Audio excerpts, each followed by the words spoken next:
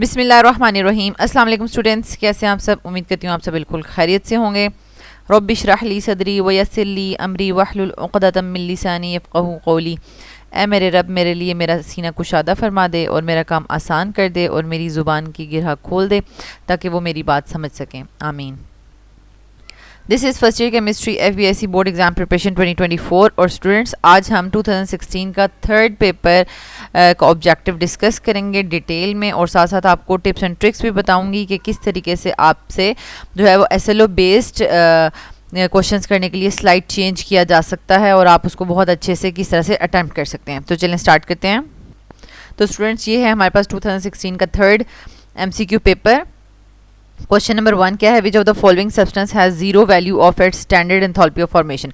तो enthalpy of formation में आपने डेफिनेशन में पढ़ा हुआ है कि जब भी कोई सब्सटेंस अपने एलिमेंट से मिलकर बनता है, ठीक है, तो उसको उसमें जितनी भी हीट एनर्जी रिलीज़ होती है तो उसको हम कहते हैं हीट ऑफ फॉर्मेशन। तो यहाँ पर देखें, यानी जो कार्बन यानी ग्रेफाइट है वो तो नेचुरली प्रेजेंट होता है, उसको हम किसी एलिमेंट से तो नहीं बनाते, इसलिए इसकी हीट ऑफ फॉर्मेशन या एंथैल्पी ऑफ फॉर्मेशन हम जीरो लेंगे। ठीक है, नेक्स्ट हमारे पास question number 2, 1 faraday is equals to, 1 faraday कितने कूलम्स के इक्वल होता है, 96487 कूलम्स। ठीक है, नेक्स्ट है हमारे पास, ये तो कांस्टेंट की वैल्यू ये आपको याद भी होनी चाहिए।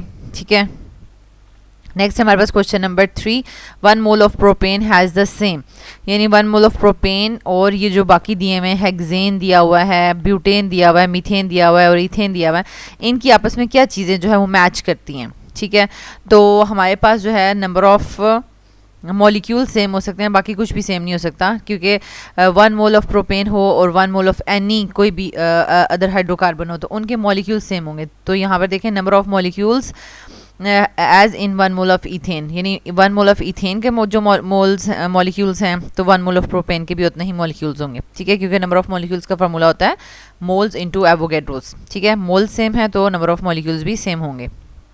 So option D is correct. Next है question number 4, wavelength of photon is 2 into 10⁻⁻6 meter. Its wave number is, तो ये स्टूडेंट्स हमने ऑलरेडी इसको कैलकुलेट भी किया है। तो स्टूडेंट्स, जैसे कि आपको पता है कि जो हमारे पास वेव लेंथ और वेव नंबर है वो एक दूसरे के इन्वर्सली प्रोपोर्शनल होते हैं। ठीक है, ये हमारे पास वेव लेंथ है। ठीक है, और वेव नंबर हमने फाइंड आउट करना है, तो वो क्या हो जाएगा, 1 ओवर वेव लेंथ, और इसका हम जब पुट करेंगे तो हमारे पास आंसर आ जाएगा 1/2 को आप डिवाइड कर लें तो 0.5 आ जाएगा, और 10⁻⁻6 ऊपर जाएगा तो ये +6 बन जाएगा, एंड इसका यूनिट होगा पर मीटर। ठीक है, तो ये हमारे पास आ गया ऑप्शन ए करेक्ट। ठीक है, 0.5 इंटू 10⁻6 पर मीटर। नेक्स्ट है question number 5, which one of the following is a diamagnetic species. ठीक है, तो ऑब्वियसली बात है इन सब का हमें जो है वो MOT डायग्राम ड्रॉ करनी पड़ेगी, तो ही हमें पता चलेगा कि कौन डायामैग्नेटिक स्पीशी है। सिंपल हीलियम का भी फाइंड आउट करना है, और हीलियम प्लस का भी, और हीलियम -1 का भी, और साथ हाइड्रोजन का। ठीक है, बल्कि इसके लिए MOT ड्रॉ नहीं करेंगे क्योंकि ये हमारे पास कोई मॉलिक्यूल्स तो नहीं है ना कि MOT ड्रॉ करें, सिंपल हैं। यानी हाइड्रोजन में हमें पता है कि 1 इलेक्ट्रॉन होता है तो 1s1 हो जाएगा, हीलियम में जो है वो 1s2 इलेक्ट्रॉन होते हैं। ठीक है, इसी तरह हीलियम +1 में जो है वो 1 इलेक्ट्रॉन लॉस हो जाएगा तो ये अगेन 1s1 बन जाएगा। ठीक है, और एक है हीलियम -1। ठीक है, मीन्स के यहाँ पर हमारे पास हीलियम -1 का मतलब है कि 1 इलेक्ट्रॉन ज़्यादा हो गया। ठीक है, तो वो हो जाएगा 1s2 और 2s1। ठीक है, तो इन सब में डायमैग्नेटिक कौन सा है, डायमैग्नेटिक हमें नज़र आ रहा है हीलियम डायमैग्नेटिक है। So the correct option is A. Next है question number 6, geometry of PF5 is, PF5 आपके पास जो है 5 बॉन्ड पेयर्स होते हैं। ठीक है, और वो अरेंज हुए होते हैं 3 प्लेन में अरेंज हुए होते हैं। ठीक है, और 1 अप साइड द प्लेन और 1 डाउन साइड द प्लेन। ठीक है, बाय पैरामिडल स्ट्रक्चर बनती है, तो ये हो जाएगी ट्राइगोनल बाय पैरामिडल। ठीक है, ऑप्शन बी करेक्ट है। नेक्स्ट है हमारे पास,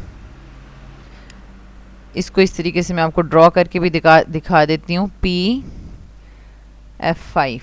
ठीक है, यहाँ पे F है, यहाँ पे F है और यहाँ पे F है, ये PF, और एक टॉप पे चला जाएगा और एक बॉटम पे चला जाएगा। ठीक है, नेक्स्ट हमारे पास question number 7. In the formation of N2 plus from N2 the electron is removed from, मतलब हमें पहले पता होना चाहिए कि MOT of N2 में इलेक्ट्रॉन्स जो है वो p ऑर्बिटल में किस तरह से अरेंज हुए हुए हैं।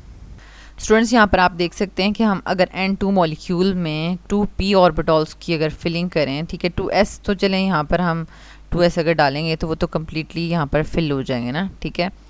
और 2s में हमारे पास 2px 2py 2pz 2px 2py और 2pz, ठीक है, टोटल 6 इलेक्ट्रॉन्स हैं। तो इसको हम फिल करते हैं 2p pi 2py pi 2pz और फिर इसमें दोबारा से पेयर्ड अप कर देंगे और 2px में जो है वो पेयर्ड इलेक्ट्रॉन्स होंगे। अब अगर हमने N2 में से एक इलेक्ट्रॉन माइनस करना है तो वो किस में से जाएगा, 2px में से वो रिमूव होगा, ठीक है। So the correct option is D, sigma 2px, ठीक है। Next is question number 8, 1 atm is equals to, तो 1 atm के लिए ये कौन सा हमारे पास करेक्ट ऑप्शन लिखा हुआ है, 101325 पास्कल, ठीक है, ये हमारे पास यूनिट है, ये करेक्ट ऑप्शन है। नेक्स्ट है question number 9, average speed of the gas molecules is, तो एवरेज स्पीड जो है वो किसके इक्वल होती है, inversely proportional to the square root of the molecular mass of the gas, ठीक है। इट मीन्स के जितना ज़्यादा मॉलिक्यूलर मास ज़्यादा होगा, हैवी गैस होगी, तो उसकी एवरेज स्पीड जो है वो कम हो जाएगी, ठीक है। Inversely proportional to the square root of the molecular mass of the gas, ठीक है, ये हमारे पास law of effusion and diffusion भी है, ठीक है। नेक्स्ट हमारे पास question number 10, liquid crystals are always, liquid crystals क्या होती हैं हमारे पास,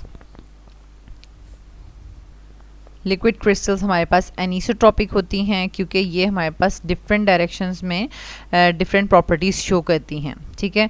तो नेक्स्ट हमारे पास आ जाएगा question number 11, crystalline form of gratin is, तो ये हमारे पास ऑर्थोरोम्बिक होता है, ये ऑब्वियसली बात है, ये आपने जो है वो एलोट्रोप्स वगैरह की आपने स्ट्रक्चर्स याद करनी होती हैं, नॉलेज बेस्ड क्वेश्चंस होते हैं कि, ठीक है, जैसे पोलीमॉर्फिज्म, आइसोमॉर्फिज्म और एलोट्रोपी, तो इनकी चीज़ों की जो एग्जांपल्स हैं वो आपने याद करनी है।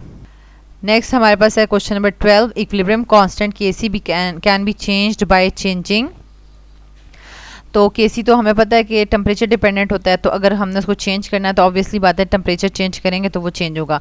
सो correct option is C. Next है question number 13, if Q is greater than, यानी क्वोशंट जो है उसकी वैल्यू ग्रेटर है than Kc, then to acquire equilibrium state, अगर अब यहाँ से आपको क्या पता चल रहा है, यहाँ से आपको क्या पता चल रहा है, Kc का डायरेक्ट जो है वो प्रोडक्ट्स के साथ रिलेशनशिप होता है, क्योंकि जब भी हम Kc लिखते हैं हमें पता होता है हम प्रोडक्ट और रिएक्टेंट्स लिख रहे हैं, ठीक है।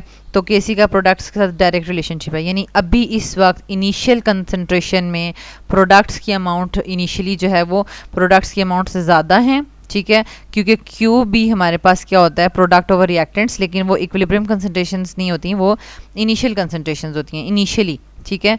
इनिशियली अभी हमारे पास प्रोडक्ट्स ज़्यादा हैं और हमें जो है वो इक्विलिब्रियम मेंटेन करने के लिए प्रोडक्ट्स कम चाहिए, ठीक है, अभी ज़्यादा हैं, प्रोडक्ट्स की अमाउंट कम चाहिए इक्विलिब्रियम पर, तो इट मीन्स कि प्रोडक्ट की अमाउंट कम चाहिए, तो इसका मतलब है कि उसको प्रोडक्ट्स को रिएक्टेंट्स में चेंज होना होगा, ठीक है, तो ही हमारे पास प्रोडक्ट्स की अमाउंट कम होगी और इक्विलिब्रियम अचीव होगा। दैट्स वाई रिवर्स रिएक्शन जो है वो होगा, टेक्स प्लेस होगा, system must shift to the left side, D option correct है। नेक्स्ट है हमारे पास question number 14, pH of 0.05 molar sulphuric acid.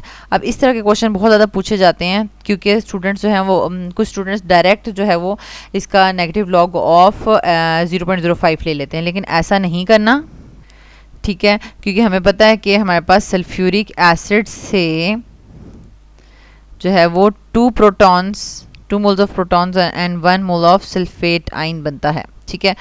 तो इसमें हमारे पास क्या होगा, अगर ये 0.05 मोलर है तो ये 2 × 0.05 मोलर हो जाएगा, ठीक है।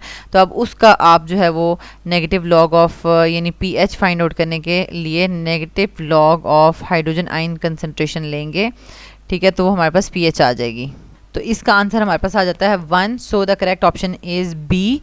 नेक्स्ट है question number 15, hydrogenation of vegetable oil using nickel catalyst is an example of, तो ये हमारे पास यानी जो हाइड्रोजिनेशन है वेजिटेबल ऑयल, ये हमारे पास किस फॉर्म में प्रेजेंट है, मींस कि लिक्विड फॉर्म में प्रेजेंट होगा ना, ठीक है। और जो निकल कैटलिस्ट है वो सॉलिड में है, तो जब दोनों हमारे पास कैटलिस्ट और रिएक्टेंट्स डिफरेंट स्टेट्स में होंगे तो हमारे पास हेट्रोजीनियस कैटालिसिस हो जाएगी, ठीक है। तो ऑप्शन ए करेक्ट है। नेक्स्ट है question number 16, benzene water system is an example of. अब बेंजीन वाटर कौन सा सिस्टम है, ठीक है। ये कम्प्लीटली इमिजिबल है, यानी एक बिल्कुल पोलर और एक बिल्कुल नॉन पोलर, ठीक है। तो ये कम्प्लीटली इमिजिबल लिक्विड्स हैं। So option C is correct. Next last में हमारे पास आ जाएगा question number 17, effect of pressure on the solubility of the gases is explained bye.